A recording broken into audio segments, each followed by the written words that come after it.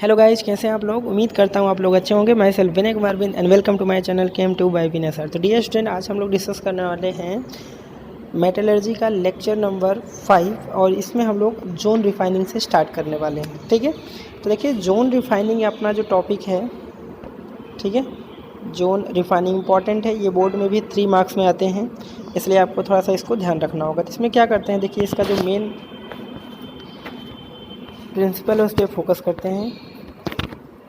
यहाँ पे क्या दिया, देखो, this method is based on principle that are impurities are more soluble in melt than in solid state of the metal. ठीक है, तो मेन जो प्रिंसिपल है जोन रिफाइनिंग का यही है कि जो इम्प्योरिटीज़ है वो मोर सोल्यूबल होगा मोल्टेन जोन में, जहाँ पर लिक्विड स्टेट में होगा वहाँ पर इम्प्योरिटी की सोल्यूबिलिटी ज़्यादा होगी और सॉलिड स्टेट में अपना प्योर मेटल होगा। ठीक है, तो मेन प्रिंसिपल का ये लाइन बहुत ही ज़्यादा इंपॉर्टेंट है यहाँ से लेके यहाँ तक। अब आगे क्या कर रहा है इसका फंक्शन में देखिए,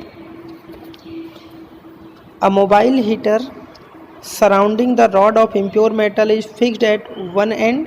ठीक है, डायग्राम में आपको दिख रहा है, आपको मैं डायग्राम से भी दिखाते चल रहा हूँ। देखिए यहाँ पर इस तरह का कंटेनर है और यहाँ पर देखिए नोबल गैस एटमॉस्फेयर है और यहाँ पर ये जो रोलर लगाया हुआ है वो एंड में। अब देखिए ये रोलर क्या है, गर्म है, हीट है, ठीक है, हॉट है। अब यहाँ से जब जैसे ही होगा तो ये पूरा एरिया, जैसे यहाँ पर देखिए ये बनाया हुआ है, ये पूरा एरिया क्या है, पूरा हीट है। तो यहाँ पर क्या होगा, मोल्टेन जोन होगा। तो इम्प्योरिटी जो होगा इसमें मोल्टेन जोन में ज़्यादा सोल्यूबल होगा। ठीक है, और इसी हीटर को आगे हम पीछे करते रहेंगे और जैसे हम इसको और आगे करेंगे तो ये वाला धीरे धीरे क्या होगा, कूल होगा, ठंडा होगा। तो इसको कट करके यहाँ से निकालते जाते हैं, फिर इसको लेकर आएंगे तो यहाँ मेल्ट हो जाएगा और धीरे धीरे इधर ठंडा होगा तो यहाँ पर प्योर क्रिस्टल होगा, तो उसको कट करके हम निकालते जाएंगे। और यही प्रोसेस हम बार बार करते रहते हैं कंटिन्यूसली और मेटल को, एलिमेंट को प्योरीफाई कर लेते हैं। ठीक है, तो चलिए देखिए इसमें क्या लिखा है।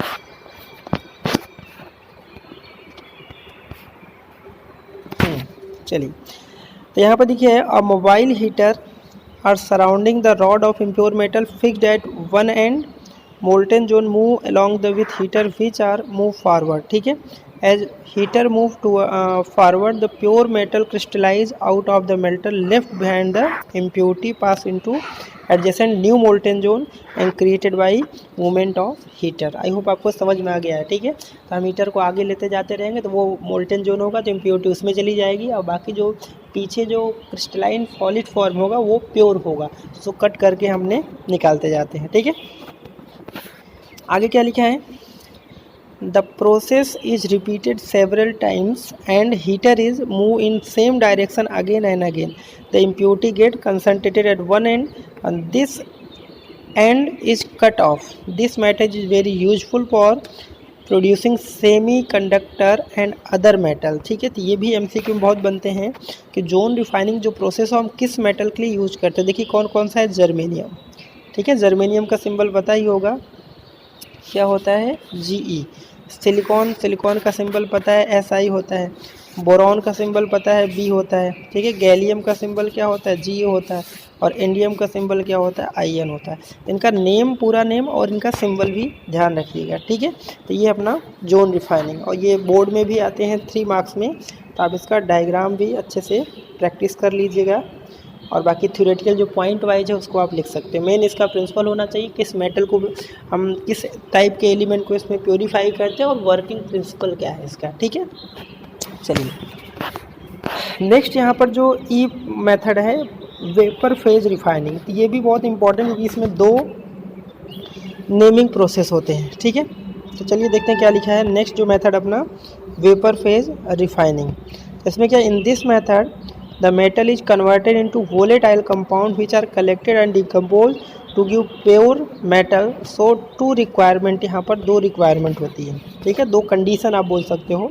यहाँ पर 2 कंडीशन कौन कौन सी है, ठीक है। पहला है the metal should be form of volatile compound with an available reagent. ठीक है, तो ये पहला कंडीशन हुआ। दूसरा कंडीशन है the volatile compound should be easily decomposed so that its recovery easily. ठीक है, इजी आर से रिकवर्ड हो सके। तो ये 2 कंडीशन है और इसी कंडीशन के अकॉर्डिंग हम वेपर फेज रिफाइनिंग कर सकते हैं। तो 2 प्रोसेस यहाँ पे बहुत इंपॉर्टेंट है, ये बोर्ड में, JEE नीट में, MCQ में, थ्योरी में बहुत बनते हैं। तो सबसे पहला जो है Mond process for refining nickel metal. सबसे पहला ये पूछता है कि मोन प्रोसेस हम किस मेटल के लिए यूज करते हैं, तो निकल एलिमेंट के लिए यूज करते हैं। निकल का सिंबल आपको पता होना चाहिए Ni, और इसका एटॉमिक नंबर 28 होता है। ठीक है, अब इस प्रोसेस में क्या करते हैं, देखिए इसमें क्या लिखा है, in this process nickel is heated in stream of carbon monoxide to for volatile complex name as nickel tetracarbonyl and this complex is decomposed at higher temperature to obtain pure metal। तो यहाँ पर देखिए ये reaction ही है main. ठीक है, यहाँ पर क्या हो रहा है, देखिए यहाँ पर सबसे पहला जो स्टेप है इम्प्योर निकल है, ये Ni क्या है, इम्प्योर है। इसको कार्बन मोनोऑक्साइड के साथ 330 केल्विन से 350 केल्विन पे हीट करते हैं, तो यहाँ से एक कॉम्प्लेक्स बनाता है जिसको बोलते हैं निकल टेट्राकार्बोनाइल। ठीक है, और सेकेंड स्टेप में क्या करेंगे, इस कॉम्प्लेक्स क्या करेंगे, इसको हीट करते हैं। इसको हीट करेंगे कितने टेम्परेचर में, 450 से 470 केल्विन। तो ये यहाँ से Ni प्योर निकल में यहाँ से कन्वर्ट हो जाएगा। तो यहाँ पर जो Ni दिख रहा है वो इम्प्योर निकल है, और यहाँ पर जो सेकेंड स्टेप में दिख रहा है वो प्योर निकल है। तो आपको मेन रिएक्शन ही याद रखना है, इसी को आपको एक्सप्लेन कर देना है। ठीक है, दूसरा सबसे इम्पोर्टेंट आता है वैन अर्किल मेथड। ठीक है, ये भी बहुत इम्पोर्टेंट है, वैन अर्किल मेथड।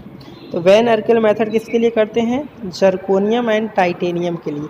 टाइटेनियम का सिंबल क्या होता है, Ti, और इसका एटॉमिक नंबर कितना होता है 22, एंड जर्कोनियम आपका Zr होता है। इसके एटॉमिक नंबर की ज़रूरत नहीं है क्योंकि ये 3D सीरीज की है, इसलिए आपको जानना है। तो जर्कोनियम एंड टाइटेनियम मेटल को वैन अर्किल मेथड से रिफाइन करते हैं। तो इसमें भी 2 ही स्टेप हैं।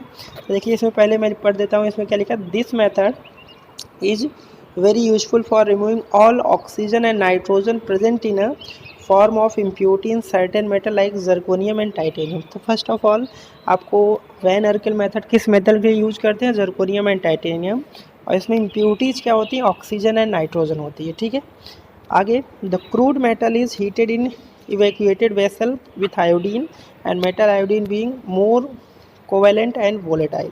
देखिए यहाँ पर 2 स्टेप यहाँ पर भी आपको दिख रहा है। पहला जो स्टेप है, इम्प्योर जर्कोनियम को आयोडीन के साथ रिएक्ट करके यहाँ पर जर्कोनियम टेट्रा आयोडोन कंपाउंड बना रहा है, एंड इसके बाद इसको क्या कर रहे हैं, फर्दर इस कंपाउंड को क्या कर दे रहे हैं, हीट कर दे रहे हैं। यहाँ से आपको प्योर जर्कोनियम मिल जा रहा है। तो क्या लिखा है, the metal iodine in decomposed to tungsten filament electrical heated about 1800 Kelvin. देखिए टेम्परेचर कितना हाई है, 1800 Kelvin. The pure metal is deposited on filament. तो आपसे ये भी पूछ सकता है किस फिलामेंट में, टंगस्टन, इसका सिंबल क्या होता है W। टंगस्टन फिलामेंट पे इसको हीट करते हैं, यहाँ से आपको प्योर जर्कोनियम मिल जाएगा। तो नेक्स्ट यहाँ पे जो दिख रहा है क्रोमेटोग्राफी मेथड, ये आपने 11th क्लास में भी पढ़ा होगा। तो इसमें क्या लिखा है, you have learn about the chromatography technique for purification of substance in 11th class unit 12 में आपने पढ़ा होगा। ठीक है, तो इसलिए यहाँ पर ज़्यादा डिटेल में दिया नहीं है, जो भी दिया है इसको रीड कर लेते हैं। क्या लिखा है, column chromatography is very useful for purification of element which are available in minute quantity and impurities are not very different in a chemical property from the element to be purified. ठीक है, और last में कुछ element के uses दिए हैं। Usage of कौन कौन से एलिमेंट है, देखिए uses of aluminium, copper and zinc and iron. ठीक है, तो इसको फटाफट रीड कर लेते हैं क्योंकि यहाँ से भी बन सकते हैं क्वेश्चन MCQ वाले। इसको रीड कर लेते हैं। क्या लिखा है, aluminium foil are use in wrappers for the food material. आपने पता है जो फूड आइटम पैकिंग के लिए हम लोग एल्युमिनियम फॉयल का यूज़ करते हैं। ठीक है, चॉकलेट वगैरह में भी रैप करने के लिए यूज़ करते हैं। The fine dust of metal use in paint and lacquer. ठीक है, यहाँ पर भी इसका यूज होता है। Aluminium being highly reactive, it also use in extraction of chromium and manganese from their oxide. ठीक है, तो ये सब पॉइंट वाइज आप लिखिए क्योंकि ये सब थ्योरी में नहीं MCQ में ही आएंगे। ठीक है, आगे the wire of aluminium are use in electrical conducting alloy containing aluminium in light in very useful होता है। ठीक है, ये तो हो गया एल्युमिनियम का। कॉपर का क्या दिया है, copper is very useful for making wire use in electrical industry for a water and steam pipe. It is also use in several alloy that is rather in tough than metal, तो जैसे brass. ठीक है, ये सब important है। जैसे brass क्यों होता है, कॉपर एंड जिंक के मिक्सचर, ये अलॉय होता है ब्रास। ब्रॉन्ज जो होता है कॉपर एंड टिन का मिक्सचर होता है, टिन का सिंबल क्या होता है Sn, ठीक है। बाकी जिंक का तो पता ही है Zn होता है।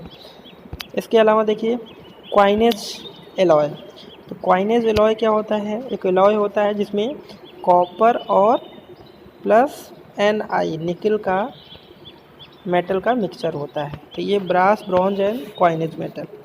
अब आगे हम बढ़ते हैं zinc. Zinc is very useful in galvanisation. आपने सुना होगा कि आयरन मेटल के ऊपर जिंक की कोटिंग करते थे, इस प्रोसेस को बोलते हैं galvanisation. It is very useful in large quantity in batteries. It constituent में भी एलॉय, जैसे ब्रास हो गया फिर 60% कॉपर एंड जिंक जो होता है 40% होता है।